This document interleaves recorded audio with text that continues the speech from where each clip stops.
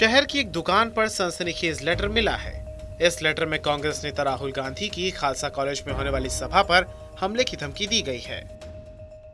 इसी के साथ पूरे इंदौर को बम विस्फोट से दहला देने की धमकी दी गई है।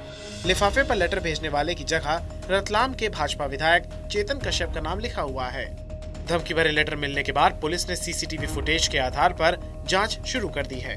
एडिशनल डीसीपी प्रशांत चौबे का कहना है कि धमकी देने वाले अज्ञात आरोपी की तलाश की जा रही है। बता दें कि राहुल गांधी की भारत जोड़ो यात्रा 23 नवंबर को एमपी में प्रवेश कर रही है और 28 नवंबर को इंदौर में एक सभा को संबोधित करने वाले हैं।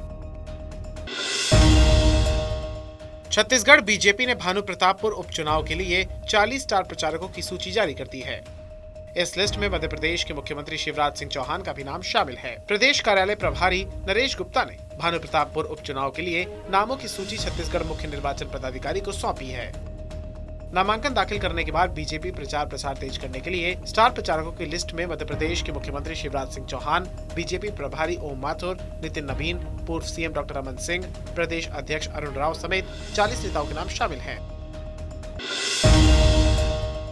छत्तीसगढ़ में शासकीय कर्मचारियों को राहत पहुंचाने के उद्देश्य से लागू की गई पुरानी पेंशन योजना को लेकर केंद्र और राज्य सरकार आमने सामने आ गए हैं।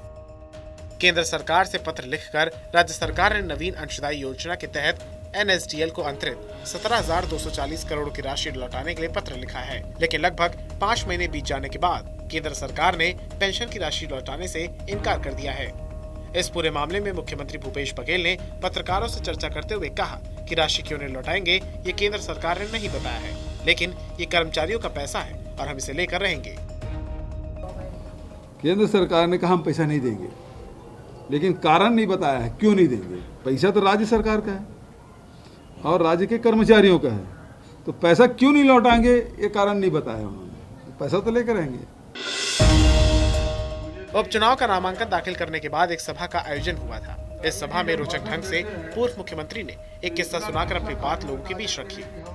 उन्होंने कहा, मुझे एक किस्सा याद आ रहा है।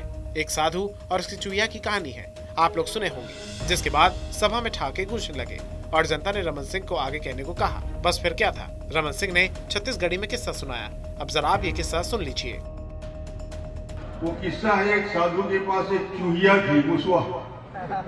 चूहे जानते नहीं, मुसवा पाले रही। वो मुसवा ओकर कुटी के आसपास घूमत रहे, दार भात खाए और घूमत रहे। वो कुटिया के बाहर जाने लगी जब मुसवा, तो बिलई और हपके और दौड़ी। फिर वो मुसवा बिलई आते, महाराज मैं किसे बोला बिलई बना दे महाराज, तो बोला गंगा जल छिड़क के कहते बिलई बन जा। बिलई बन जाते तो गांव भर घूमने लगते, कुकुर धक्के पर तोड़ाते। फिर आगे कहते महाराज बोला कुकुर बना दे, गंगा जल छिड़क के कहते कुकुर बन जा। कुकुर बन के जंगल घूमे और जान लगी, इसको भगवा दौड़ते हफ्ते पर। तो कहते महाराज बोल भगवा बना दे। महाराज तो महाराज जी गंगा जल हाथ में लिस और इसके भगवा बन जा। भाई भगवा जैसे ही बनते महाराज हर दौड़ते, अब तोला खाऊं महाराज।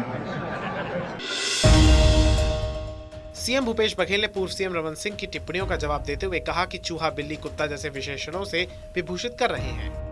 उन्हें छत्तीसगढ़िया किसान सीएम बर्दाश्त नहीं हो रहा है। बड़े लोगों को सामंती सोच मुबारक हो। देखिए रमन सिंह, मैं छत्तीसगढ़िया किसान हूँ। मुझे कभी वो चूहा, कभी बिल्ली, कभी कुत्ता, इन विशेषणों से विभूषित कर रहे हैं, तो ये उनको बर्दाश्त नहीं हो रहा है। छत्तीसगढ़िया किसान उसको बर्दाश्त नहीं हो रहा है और उसकी प्रवृत्ति जो सामंती प्रवृत्ति, इस प्रकार से जब चूहा, बिल्ली, कुत्ता से विशेषण से विभूषित कर रहे हैं, ये उनके सामंती प्रवृत्ति को दर्शाता है। केक विवाद को लेकर लगातार भाजपा कमलनाथ और कांग्रेस पार्टी पर निशाना साध रही थी, लेकिन आज भोपाल में जब कमलनाथ से केक काटने वाले मुद्दे पर सवाल किया गया तो उन्होंने कहा कि बीजेपी के पास मुद्दों की कमी नहीं है, जनता सब जानती है। ये फालतू बात है जो है वीडियो में है, मैं इस पर कोई टिप्पणी नहीं करना चाहता हूँ। इससे ज्यादा कमलनाथ ने इस मुद्दे पर कुछ नहीं कहा। आपको बता दें, बीजेपी इस मुद्दे पर लगातार कमलनाथ पर निशाना साध रही है। लगातार मौजूदा सरकार के नेता है, लगातार बयान साध रहे हैं कि मंदिर वाला केक काट दिया है। देखिए जो है वो वीडियो में है और ये फालतू बातें पर मैं कोई टिप्पणी नहीं करना चाहता। जो बीजेपी को कुछ नहीं बचा जिनके पास, वो ऐसा मुद्दा लाते हैं। ये इनकी सोच ये करते हैं। सर मुद्दे की कमी है इसमें लगता है। हाँ, मुद्दे की कमी है। कुछ बात मध्य प्रदेश की जनता सब समझती है। चल, थैंक यू।